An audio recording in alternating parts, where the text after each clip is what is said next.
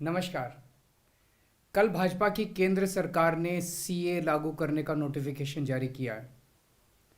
10 साल देश पे राज करने के बाद एन चुनाव के पहले इन लोगों को सीए की बात करनी पड़ रही है। अगर 10 साल में कुछ अच्छा काम कर लेते तो शायद आज सीए की जगह अपने कामों पे वोट मांग रहे होते। आज देश के सामने सबसे बड़ी समस्या महंगाई और बेरोजगारी की है।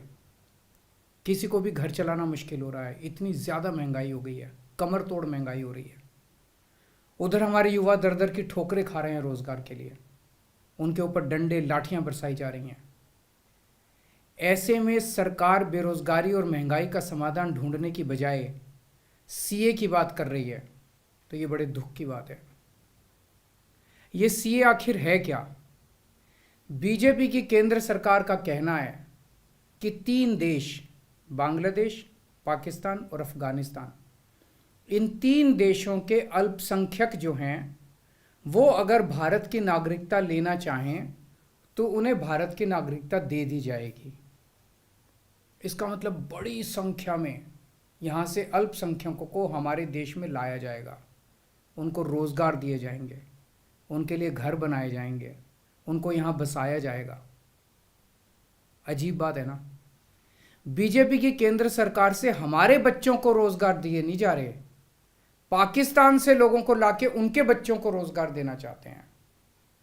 हमारे लोगों के पास तो घर नहीं है, भारत के तो ढेरों लोग बेघर हैं, लेकिन बीजेपी वाले पाकिस्तान से लोगों को लाके उन्हें भारत में बसाना चाहते हैं, उनको घर देना चाहते हैं।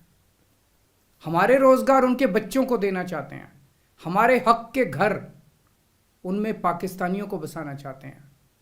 भारत सरकार का जो सरकारी पैसा हमारे परिवार और देश के विकास पे खर्च होना चाहिए, वो पैसा पाकिस्तानियों को भारत में बसाने पे खर्च किया जाएगा।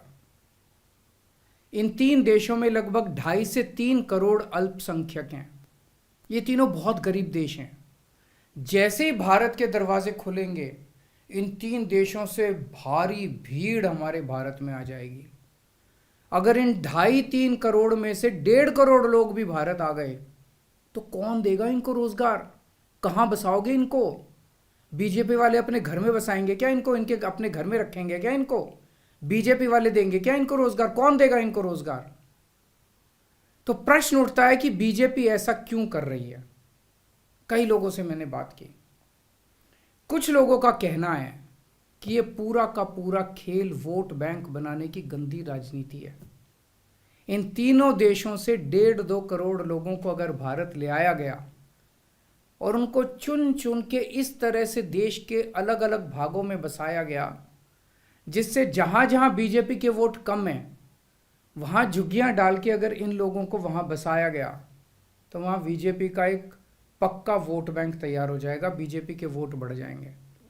और आने वाले इस चुनाव में तो नहीं, आने वाले भविष्य के चुनाव में बीजेपी को इससे बहुत बड़ा चुनावी फायदा मिल सकता है, ऐसा कुछ लोगों का कहना है। मुझे नहीं पता ये सच है कि गलत, लेकिन सबसे बड़ा प्रश्न है कि बीजेपी ये क्यों कर रही है। एक तरफ बीजेपी की हरियाणा सरकार हरियाणा के बच्चों को रोजगार देने में असमर्थ है। रोजगार के लिए हरियाणा सरकार अपने बच्चों को इजराइल भेज रही है। इजराइल में हम सब जानते हैं कि युद्ध चल रहा है, हमारे बच्चों को युद्ध में धकेला जा रहा है। अपने बच्चों को तो रोजगार है नहीं और पाकिस्तानियों को भारत लाके उनके बच्चों को रोजगार देना चाहते हो। मेरी तो ये बात बिल्कुल समझ से परे है। बीजेपी वाले पूरी दुनिया से बिल्कुल उल्टा चल रहे हैं। पूरी दुनिया में कोई भी देश अपने पड़ोसी देशों के गरीबों को अपने घर नहीं लाना चाहता। पड़ोसी देशों के लोगों को अपने देश में आने से रोकने के लिए पूरी दुनिया में हर देश तरह तरह के कानून बनाता है, बॉर्डर पे दीवारें लगाता है, बॉर्डर पे बिजली की तारें लगाई जाती हैं ताकि पड़ोसी देश का कोई भी व्यक्ति हमारे देश के अंदर ना आ सके। बीजेपी शायद अकेली पार्टी है पूरी दुनिया की जो पड़ोसी देश के गरीब लोगों को अपने देश में घुसाने के लिए दरवाजे खोल रही है, बिल्कुल उल्टा कर रही है। एक और बात है सोचने की, पिछले 10 सालों में 11 लाख से ज्यादा भारत के बड़े बड़े अमीर उद्योगपति और व्यापारी भारत छोड़ के चले गए।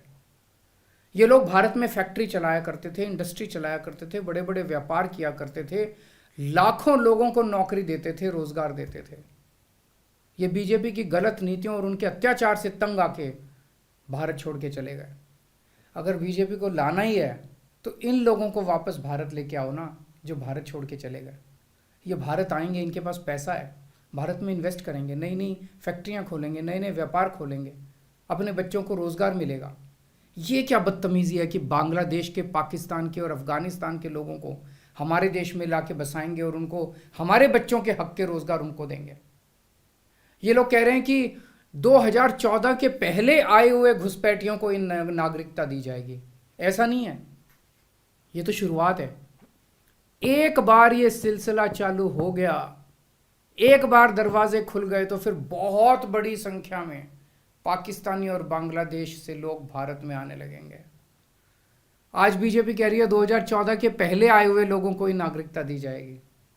देख लेना, अगले चुनाव में ये बीजेपी वाले इस तारीख को बढ़ा के 2024 कर देंगे कि 2024 के आए हुए पहले वाले लोगों को दी जाएगी, और फिर इसे और आगे बढ़ा देंगे।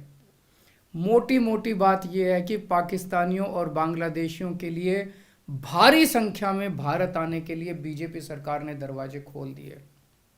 ये देश के लिए बेहद खतरनाक है, और इसका सबसे ज्यादा खामियाजा उत्तर पूर्व, नॉर्थ ईस्टर्न स्टेट्स भुगत रहे हैं, खासकर आसाम। आसाम के लोगों की भाषा और संस्कृति खतरे में पड़ चुकी है, क्योंकि वहां पे बांग्लादेश से इतनी बड़ी संख्या के ऊपर इलीगल माइग्रेशन हुआ है। अब बीजेपी कह रही है कि इलीगल माइग्रेंट जो आए हैं उनको हम नागरिकता देंगे, उनको हम बसाएंगे, आसाम में बसाएंगे। आसाम के लोग बहुत नाराज हैं। एक तरह से देखा जाए तो हेमंत बिश्व शर्मा जो बीजेपी के मुख्यमंत्री हैं, उन्होंने धोखा दिया अपने लोगों को। अपने असम के लोगों की खातिर उन्हें सीए का विरोध करना चाहिए था। उन्हें कहना चाहिए था कि असम के लोगों की संस्कृति और भाषा दोनों खतरे में है, ये बिल्कुल बर्दाश्त नहीं किया जाएगा। तो दोस्तों, पूरे देश की मांग है कि सीए को वापस लिया जाए। हम किसी हालत में अपने बच्चों की नौकरियां, अपने बच्चों के रोजगार दूसरे देश के लोगों को किसी हालत में नहीं देंगे। और अगर बीजेपी नहीं मानती, तो इसको वापस नहीं लेती, तो इस चुनाव के अंदर बीजेपी के खिलाफ वोट करके आप अपना गुस्सा जाहिर कीजिए। नमस्कार।